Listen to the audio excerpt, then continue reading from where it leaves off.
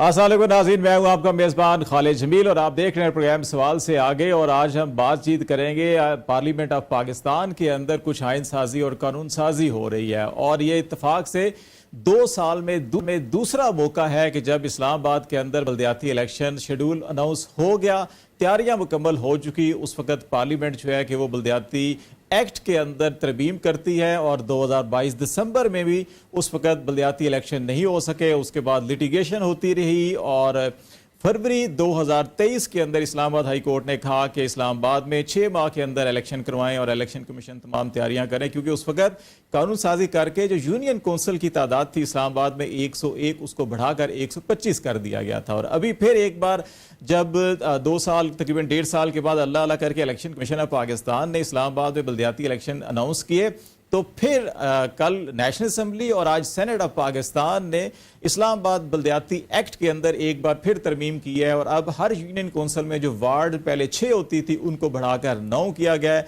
और ख्याल किया जा रहा है कि एक बार फिर ये इलेक्शन जो पहले 9 सितंबर और फिर 29 सितंबर और फिर 9 अक्टूबर जो है डेट अनाउंस की गई थी, अब शायद इसमें मजीद इल्तवा होगा। तो ऐसी क्या ज़रूरत आन पड़ती है कि जब शेड्यूल अनाउंस हो जाए तो फिर इलेक्शन मुलतवी क्यों कराना पड़ते हैं, ये मामला। और फिर कॉन्स्टिट्यूशनल पैकेज की बात की जा रही है कि पार्लियामेंट के अंदर, और वो बेशतर अमूर जो है वो मखसूस नशिस्तों और फिर आला अदलिया के जजेस की तकर्री और उनकी जो एज और इस सारे मामलात हैं उससे मुतल्लिक है। नूर आलम खान साहब being a private member day के ऊपर उन्होंने एजेंडे के ऊपर अभी कोई 8 आर्टिकल्स हैं आईन पाकिस्तान के, उनकी में तरमीम तजवीज़ की। और इसके अलावा तौहीन अदालत का जो कानून है उसको मनसूख करने की भी एक बिल जो है वो पेश किया जा रहा है। और सुप्रीम कोर्ट में जजेस की तादाद बढ़ाने के हवाले से भी हुकूमती रुकन असम्बली जो है कि उन्होंने एक तरमीमी बिल जो है वो असम्बली में उसके एजेंडे पर है। आज इजलास नहीं हो सका, लेकिन आज पेश नहीं हुआ, लेकिन अगला जो प्राइवेट मेंबर डे होगा उसके ऊपर फिर एजेंडे पे होगा।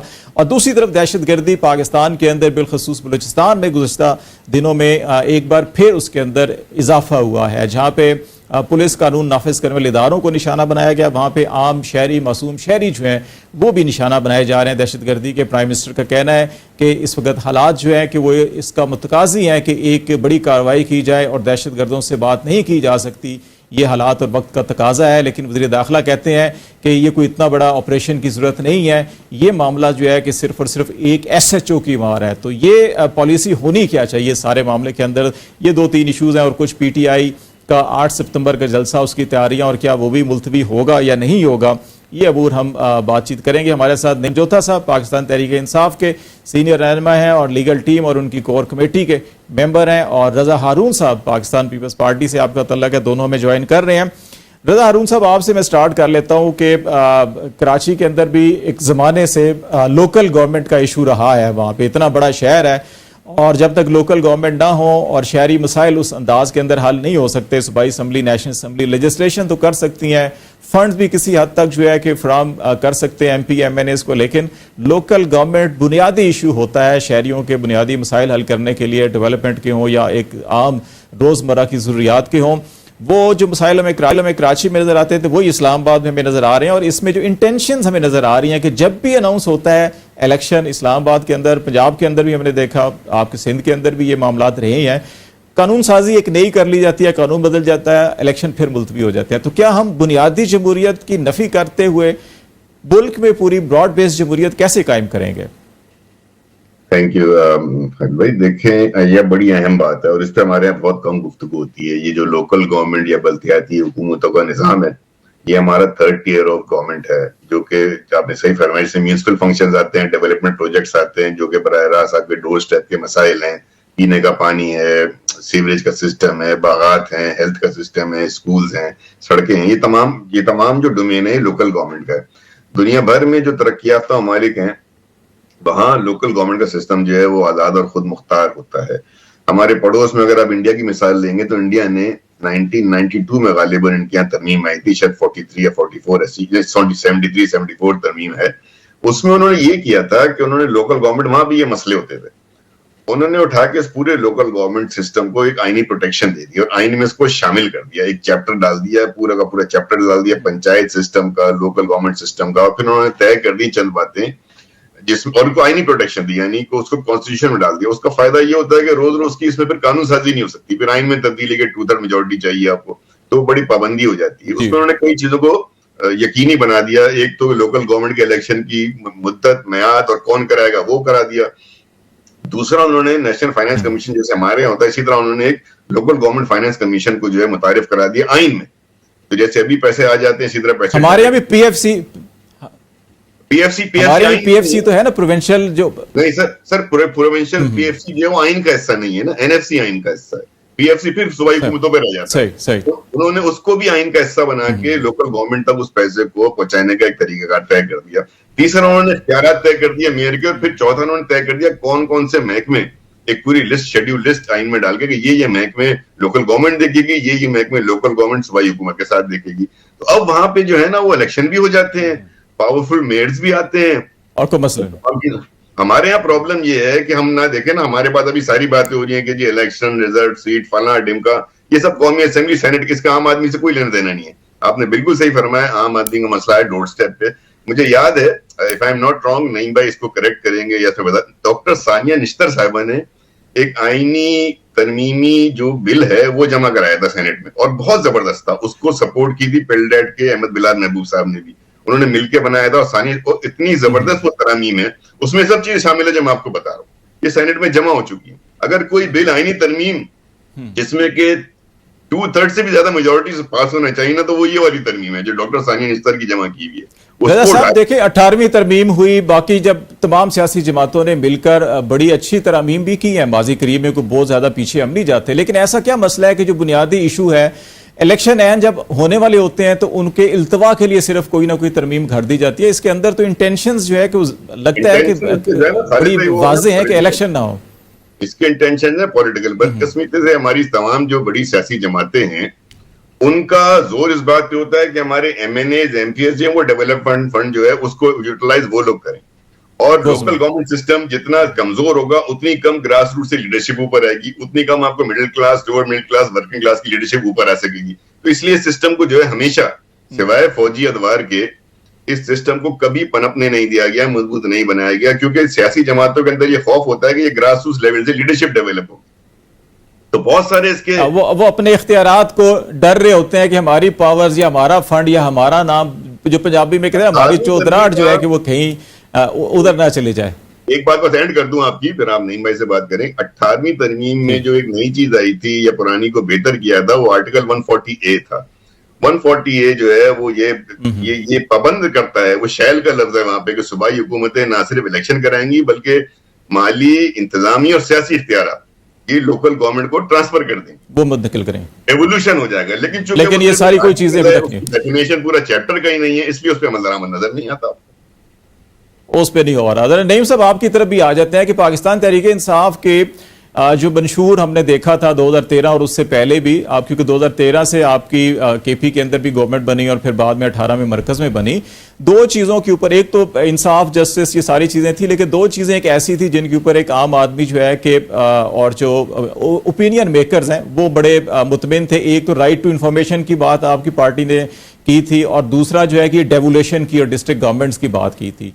लेकिन बदकिस्मती से आपके अदवार के अंदर भी ऐसा नहीं हो सका, और अभी भी हमें इंटेंशंस यही नजर आ रही हैं कि लोकल गवर्नमेंट की तरफ, जो भी रजा हरून भी कह रहे थे कि हम जो पावर डेवोल्यूशन है, फाइनेंशियल पावर है, उसके अलावा साथ पॉलिटिकल पावर है, और एक माजी में आप इस वक्त जितनी लीडरशिप बेशतर है वो डिस्ट्रिक्ट गवर्नमेंट से निकल कर आई है, और कुछ अभी तो पैराशूटर भी आ गए हैं, निज़ाम ऐसा बन चुका है। तो आप नहीं समझते कि ये हमें बार बार ये करने की बजाय, सानिया निश्तर की भी ये तज़किरा कर रहे थे रजा साहब, को इसके ऊपर कोई सारी जमातें कंसेंसस करें कि ये क्यों हम बार बार पार्लिमान का रास्ता इस्तेमाल करते हैं, दरवाज़ा, और अवाम का रास्ता बंद कर देते हैं जो वहाँ पे उनको एम्पावरमेंट मिल रही होती है।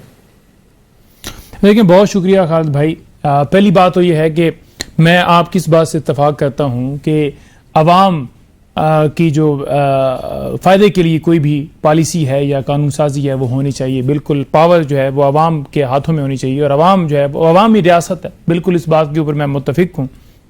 लेकिन इस वक्त जो बलदियाती एक्ट के अंदर तरमीम की गई हैं इस्लामाबाद के अंदर, देखें ये सिर्फ और सिर्फ तरमीम का मकसद क्या था? मकसद सिर्फ ये है कि इलेक्शन को डिले किया जाए। 6 से आपने 9 यूनिट काउंसिल बना दी, और उसके अंदर सिर्फ मकसद ये है कि डिले हो, और डिले के अंदर ये हो कि जब डिले हो जाएगा तो फिर मामला जो है आगे बढ़ जाएगा और फिर लटकता जाएगा। अगर इलेक्शन हो जाते, अगर इलेक्शन मुकर्रर वक्त के ऊपर हो जाते, जो डेट दी गई थी, तो फिर डेफिनेटली जो इस्लामाबाद के अंदर खास तौर पर नून लीग को फार्म 47 के मुताबिक जैसे जितवाया गया, तो नून लीग का वो जो डाका उन्होंने डाल के उनको जितवाया गया है, जो उनको फार्म 47 के मुताबिक वो एक्सपोज होना था। तो वो एक्सपोज इस तरह से होना था कि वो रिजल्ट आ जाना था कि कौन जीता है, कौन हारा है, कितने मार्जिन से जीता है और कितने मार्जिन से हारा है।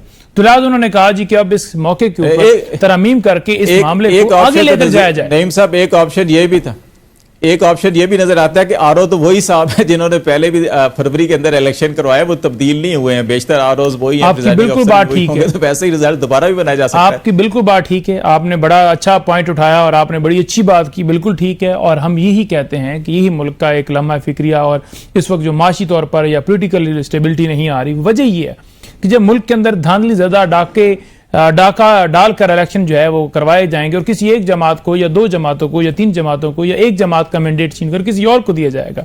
बेसिकली वो जमात के साथ जाती नहीं है, वो अवाम के साथ जाती है, वो तमाम पाकिस्तानियों के साथ जाती है, वो जमहूरियत के साथ जाती है और वो पाकिस्तान के साथ जाती है। क्योंकि पूरी दुनिया में आपके अंदर आपके हवाले से मैसेज जाएगा कि देखें जी पाकिस्तान के अंदर इलेक्शन हुआ और किस तरह डाका ज़्यादा हुआ, इंटरनेशनल लेवल पर वो चीज़ हाईलाइट हुई और हर जगह पर देखा कि आज भी आप अगर देख लें तो पतन ने जो रिपोर्ट दी, उन्होंने कहा है कि यूके और यूएसए के अंदर जो लोगों ने रिपोर्ट किया कि वहां पर जो वेबसाइट है इलेक्शन कमीशन की वो बंद है। तो जब हमने अपनी आईटी के जरिए चेक करवाया तो वाकई वहां पर तस्दीक हो गई कि वहां पर उसे बंद किया गया है। देख न सके अवाम कि कैसे डाका डाला गया, कैसे फॉर्म 45 को फॉर्म 47 के अंदर कैसे तब्दील करके फैब्रिकेशन की गई है। और यही वजह है कि आज मुल्क के अंदर मुआशी इस्तेकाम नहीं आ रहा। तो ये बड़ा एक लम्हा फिक्री है, जब तक मुल्क के अंदर ये चीजें ठीक नहीं होंगी हमारा मुल्क कैसे आगे बढ़ सकता है।